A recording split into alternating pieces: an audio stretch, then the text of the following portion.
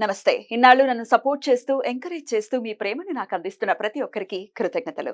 అలాగే ఈ వీడియో కూడా ఖచ్చితంగా మీకు ఉపయోగపడుతుంది. లైక్, షేర్ అండ్ సబ్స్క్రైబ్ చేసి మీ సపోర్ట్‌ని నాకు అందించండి. అలాగే ఈ వీడియో పట్ల మీకున్న అభిప్రాయాన్ని కామెంట్ సెక్షన్‌లో కామెంట్ చేసి తెలియజేయండి. ఇప్పుడు వీడియోని చూద్దాం. నమస్తే. Welcome to our channel. నేను పద్మిని. ప్రస్తుతంతో పాటు ప్రముఖ ఆధ్యాత్మికవేత్త, ప్రముఖ న్యూమరాలజిస్ట్, లక్ష్మీ నరసింహస్వామి ఉపాసకురాలు శ్రీమతి స్రవంతి గారు మనతో పాటు ఉన్నారు. మాట్లాడదాం. నమస్తే అక్క. నమస్తే పద్మిని. అక్క, రాహు అండ్ కేతు దోష అని రాశారు బోర్డు మీద. ఎస్, రాహు అండ్ కేతు దోషం గనక ఉంటే చాలా చాలా అది అమ్మ బాబోయ్ చాలా ఇంపాక్ట్ ని చూపిస్తుంది. కాలసర్ప దోషాలు కూడా చెప్తూ ఉంటారు. న్యూమరాలజీలో కూడా ఈ రాహుగ్రహ దోషం, కేతుగ్రహ దోషం తెలుస్తుందా? దానికి ఏంటి, యాజ్ అ న్యూమరాలజిస్ట్ ఏం చెప్తారు? ఎట్లా దానికి నివృత్తి ఏంటి? రాహు అనగానే మనకి నెంబర్స్ 4 అన్నమాట.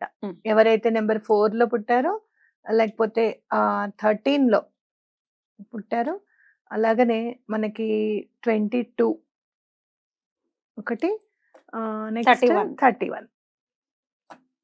ఓకే, అలాగే మళ్ళీ 7 కూడా. ముందు మనం 4 గురించి మాట్లాడుకుందాం, 7 డేట్స్ వేసుకుందాం ఊరికేనే. అట్లాగే 7 ఒకటి, 16, 20, 25 అది. కాబట్టి అలాగే మీరు బర్త్ నెంబర్స్ చూసుకుంటే డెస్టినీ నెంబర్స్ కూడా ఉంటాయి. డేట్ ఆఫ్ బర్త్ ఉంటుంది అనుకోండి. ఫర్ సపోజ్ 23rd ఆగస్ట్ 1980 తీసుకున్నాం అనుకో, దీని డెస్టినీ నెంబర్ 4 వస్తుంది.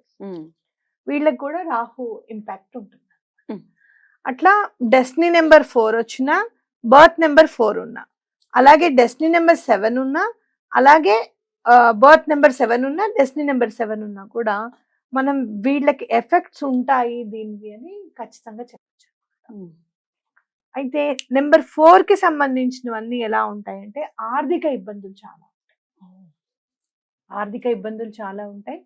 అలాగే వీళ్ళని ఎక్కువగా అవతల వాళ్ళు అర్థం చేసుకోకపోవడం అనమాట. వీళ్ళు ఏం చెప్తున్నారు అనేది చాలా క్లారిటీగానే చెప్తారు, కానీ అవతల వాళ్ళు అర్థం చేసుకోలేరు. వీళ్ళ మెయిన్ మనం చూసుకుంటే గనక ఈ డెస్టినీ బర్త్ నెంబర్ 4 ఉందనుకోండి ఫర్ సపోజ్, వీళ్ళు ఎవ్వరికి కూడా అర్థం కారు ఎప్పటికీ అనే అపవాదు వీళ్ళ మీద ఉంటుంది అనమాట. నువ్వేం మాట్లాడుతున్నావు, నీకేమైనా అర్థం అవుతుందా అని అడుగుతారు. ఎందుకంటే వీళ్ళకి చాలా హాల్యూసినేషన్ ఉంటుంది, ఇమాజినేషన్ ఉంటుంది బాగా. రాహుమాయ ప్రతిదీ కూడా ఇమాజిన్ చేసి వర్క్ చేయగలుగుతారు. మీరు ఎక్కువగా చూసుకుంటే గనక సాఫ్ట్వేర్ ఇంజనీర్స్ అందరూ కూడా మాక్సిమం 4 తో ఉంటారు, డెస్టినీ నెంబర్ 4 తో ఉంటారు. కొంతమంది బర్త్ నెంబర్ 4 తో ఉంటారు. అలాగే మీరు వీళ్ళకి ధైర్యం ఎక్కువగా ఉంటుంది. అందుకే మీరు చూస్తే గనక పెద్ద పెద్ద ఎన్సిసి ఆఫీసర్స్, అలాగే ఏంటి మనకి మిలిటరీలో కూడా, ఏవియేషన్, వీళ్ళందరూ కూడా నెంబర్ 4 వాళ్ళు ఉంటారు. అంటే ధైర్యం ఎక్కువగా ఉంటుంది. అట్లానే క్యాల్కులేటెడ్ గా ఉండాలి అని చెప్పి ఆలోచిస్తారు ప్రతిదీ కూడా, కానీ ఎక్కువగా డబ్బు ఖర్చు కూడా వాళ్ళ నుంచే అవుతుంది. క్యాల్కులేటెడ్ గా ఉంటారు, కానీ డబ్బు ఎక్కువగా ఖర్చు అవుతుంది అనమాట. సో బ్యాంక్ కి సంబంధించిన బ్యాంకింగ్ రంగాల్లో కూడా నెంబర్ 4 వాళ్ళు ఉంటారు. ఓకే, ఇప్పుడు చూడు, ఎవరినైనా ఇప్పుడు బ్యాంకింగ్ రంగం ఏంటి, మనకు వచ్చిన కస్టమర్స్ ని మనం చాలా ఇంప్రెసివ్ గా మాట్లాడడం. ఇప్పుడున్న దాంట్లో అయితే ఇంప్రెసివ్ గా మాట్లాడడము, కొంచెం అకౌంట్ ఏదైనా ఓపెన్ చేస్తారా అని అనగానే వాళ్ళకి మాట్లాడే అకౌంట్ ఓపెన్ చేయడం. అలాగే ప్రతిదీ కూడా ఇప్పుడు బ్యాంకింగ్ సెక్టర్స్ లో కూడా చాలా ఇన్సూరెన్స్ లని మంచి మాట ఉండాలి. ఊహాజనితం అనేది మీకు ఇలా వస్తుందండి, ఈ పర్టికులర్ స్కీమ్ ఎంచుకుంటే మీకు ఇది ఉంటుందండి, మీకు ఇది బెనిఫిట్ అని చెప్పి ప్రతిదీ కూడా చెప్పాలి కదా. ఉన్నది ఉన్నట్టుగా ఎక్స్ప్లెయిన్ చేయాలి, వాళ్ళ బెనిఫిట్స్ ని ఊహించి చెప్పాలి. అది తప్పకుండా ఈ నెంబర్ 4 వాళ్ళు చేయగలుగుతారు. సో ఇలా మనకి రాహు యొక్క మంచి ఎఫెక్ట్స్ అన్నమాట. మాలిఫిక్ ఎఫెక్ట్స్ ఎట్లా ఉంటాయి అంటే డివోర్స్ రావడానికి అవకాశం ఎక్కువగా. ఓకే, అలాగే హెల్త్ ప్రాబ్లమ్స్ లో ట్యూమర్స్ ఫామ్ అవడానికి ఎక్కువగా ఉంటుంది అవకాశం. ఓకే, మెయిన్ నేను చూసేది ఈ 2, డివోర్స్,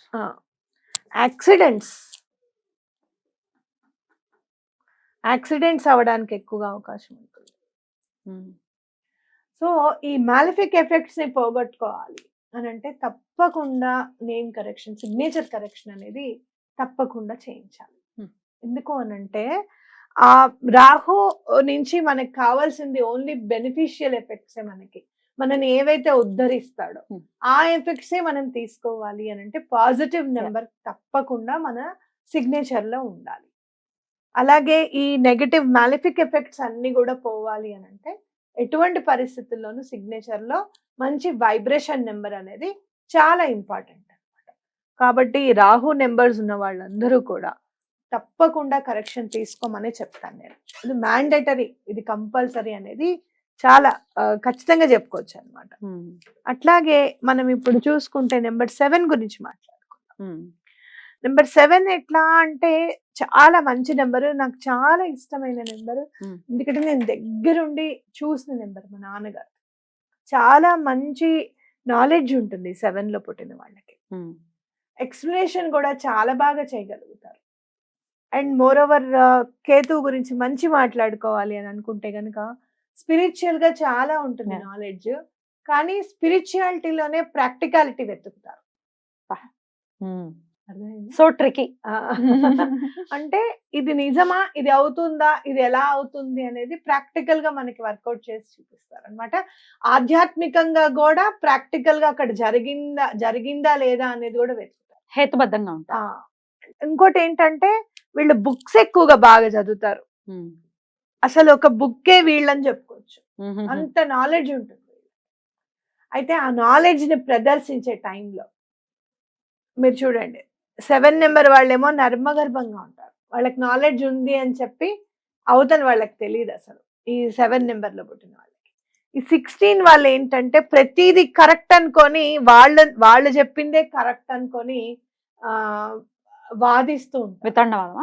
వితండవాదం అంటే వాళ్ళు నమ్మింది కరెక్ట్, ఇదే కరెక్ట్, నువ్వు కూడా నమ్మాల్సిందే అంతే, ఇంకా వేరే ఆప్షన్ లేదు ఇంకా.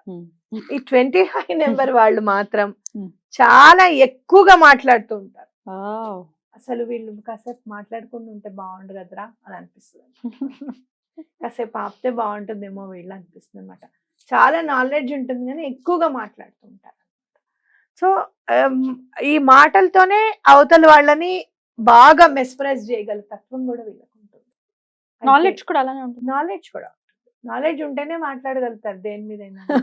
నాలెడ్జ్ లేకుండా ఎంతసేపు మాట్లాడతాం, మనం మాట్లాడలేము, అవునా కదా? కరెక్ట్. అయితే ఇంకోటి ఏంటంటే ఆ మాట్లాడడము అనేది ఎక్కువగా మాట్లాడతారు కదా వీళ్ళు. చక్కగా మంచి అంటే ఇప్పుడు స్టూడెంట్స్ కి క్లాసెస్ ఉంటాయి, పర్సనాలిటీ ట్రేడ్స్ అని, కెరీర్ కౌన్సిలింగ్స్ అని చెప్పి ఇలాంటి క్లాసెస్ ఉంటాయి కదా. అలాంటి దానికి ఉపయోగించుకుంటే చాలా మంచిది. ఊహ అనేది నెంబర్ 7 వాళ్ళకి కూడా కరెక్ట్ గా వస్తుంది. వాళ్ళు ఏంటంటే నెంబర్ 4 వాళ్ళేమో ప్రతిదీ ఇలా జరుగుతుందేమో అని చెప్పి, ఇక్కడ మిస్టేక్ ఉందేమో అని చెప్పి ఇమాజినేషన్స్ చేస్తారు. వీళ్ళు ఏంటంటే ఆ ఇమాజినేషన్ కి తప్పకుండా ఇది అవుతుంది అనేది ఇంట్యూషన్ కూడా కలుస్తుంది అనమాట. వీళ్ళకి కొంచెం 6th సెన్స్ కూడా ఉంటుంది. రైట్, ఇలానే అవుతుంది అని చెప్పి 6th సెన్స్ కూడా ఉంటుంది. అయితే ఇంకొకటి 7 నెంబర్ లో మనకి దోషం ఉంది కేతువుది అని మనం ఎలా చెప్పొచ్చు అని అంటే, ఎక్కడో అక్కడ మీరు చూడండి లైఫ్ పార్ట్నర్ కి కొంచెం దూరంగా ఉండాల్సి వస్తుంది అనమాట ఏజ్ లో. ఇప్పుడు మా నాన్నగారు ఉన్నారు, ఆల్మోస్ట్ 30 years మమ్మల్ని వదిలే ఉన్నారు. ఎవ్రీ 1 year కి ఒకసారి వచ్చినా, ఎవ్రీ 6 months కి ఒకసారి వచ్చినా, ఏదేమైనా ఫ్యామిలీకి దూరంగానే ఉన్నారు కదా. మీరు చూడు పెద్ద పెద్ద వాళ్ళు కొంతమంది మంచి జాబ్స్ చేస్తూ ఉంటారు, ఫ్యామిలీని ఇక్కడ ఉంచేసి వాళ్ళు అన్ని కంట్రీస్ కి తిరగాల్సి వస్తుంది. నేవీలో ఉంటే అలానే, మిలిటరీలో ఉంటే అలా వాళ్ళందరూ కూడా నెంబర్ 7 లో మాక్సిమం డెస్టినీ నెంబర్ 7 గానీ లేకపోతే బర్త్ నెంబర్ 7 గానీ వాళ్ళు ఉంటారు. ఇలా నెగటివ్ ట్రేట్స్ అన్నమాట. దీని వల్ల మనకి రాహుకేతువు దోషం అంటే మ్యారేజ్ లేట్ అవుతుంది ఈ 2 నెంబర్స్ కి. రైట్, మ్యారేజ్ లేట్ అవుతుంది, హ్యాపీ మ్యారీడ్ లైఫ్ ఉండదు, అని మనం అనుకున్న సంబంధాలు దొరకలేదే అని చెప్పి బాధ ఉంటుంది. ఎట్లా అక్క వీటన్నిటికీ నివృత్తి వీటన్నిటికీ మంచి నివృత్తి యువర్ సిగ్నేచర్ ఎలా మనకి హెల్ప్ చేస్తుంది అనేది మనం తప్పకుండా ఎక్స్ప్లెయిన్ చేద్దాం. ఆరాధన విషయంలో చెప్పండి అక్క, ఏ ఆరాధన? తప్పకుండా చెప్తాను. మీరు చూడండి రాహు వాళ్ళైతే మాత్రం దుర్గా అమ్మవారిని పూజిస్తే చాలా మంచిది, చాలా అంటే చాలా మంచిది. అసలు మీకు ప్రకృతి మీకోసమే రాహుకాలం పెట్టిందేమో అని చెప్పి నాకు గట్టి మ్మ్. నమ్మకం. మ్మ్. తప్పకుండా మంగళవారం రాహుకాల దీపం అనేది స్టార్ట్ చేయండి. Right. మీ లైఫ్ లో ఎంత చేంజ్ ఉంటుందో చూడండి. Right. Okay, Hmm. అట్లాగే నెంబర్ 7 వాళ్ళు కూడా మీరు రాహుకాల దీపంని యూజ్ చేసుకోవచ్చు. అయితే వీళ్ళు ఏంటంటే ఫ్రైడే అన్నమాట. Hmm. ఫ్రైడే చేయండి. వెంకటేశ్వర స్వామిని పూజించడం. గణపతి కూడా చెప్తారు కదా. నేను చెప్తాను, ఒక్క నిమిషం. వెంకటేశ్వర స్వామిని పూజిస్తే బాగా కలిసి వస్తుంది వీళ్ళకి. అలాగే గణపతిని పూజిస్తే కూడా చాలా బాగా కలిసి వస్తుంది. గణపతిని కూడా మీ ఆరాధనలో ఇంక్లూడ్ చేసుకోండి. మెయిన్ మ్యారేజ్ కోసము అని అంటే కూడా మనం ఎలా అయినా ఇంకొక లాజిక్ ఉంది. పెద్దవాళ్ళు అందుకే మనని నిజంగా సనాతన ధర్మం చూసి ఒక్కొక్కసారి అనిపిస్తుంది వీళ్ళు ఎంత ముందు చూపుతో చేశారని. చేయండి అని చెప్పాను కదా. ముందు మనం గణపతికి చేసిన చేసిన తర్వాతే కదా తర్వాత ఎవరికన్నా చేసేది. ఆ. కాబట్టి ఇంకొంచెం ఆ రోజు మీరు ఏం చేస్తారు అంటే బుధవారం నాడు గణపతికి తప్పకుండా గరిక ఉంటుంది కదా, గరికతో పూజ చేయండి, చాలా బాగా కలిసి వస్తుంది. Right. అలాగే శనివారం నాడు వెంకటేశ్వర స్వామికి పూజ చేసేటప్పుడు కూడా స్వామి కొంచెం గరిక పెట్టి నైవేద్యంగా బెల్లం నైవేద్యం పెట్టి వినాయకుడికి తర్వాత వెంకటేశ్వర స్వామి పూజ చేసుకోండి. పిండి దీపం పెడితే చాలా బాగా కలిసి వస్తుంది వీళ్ళకి. బ్యూటిఫుల్ అక్క, చాలా చాలా అద్భుతంగా తెలియజేశారు మాకు. సిగ్నేచర్ గురించి నెక్స్ట్ ఎపిసోడ్ లో మాట్లాడుకుందాం. ఆ. Thank you so very much అక్క. నమస్తే. నమస్తే.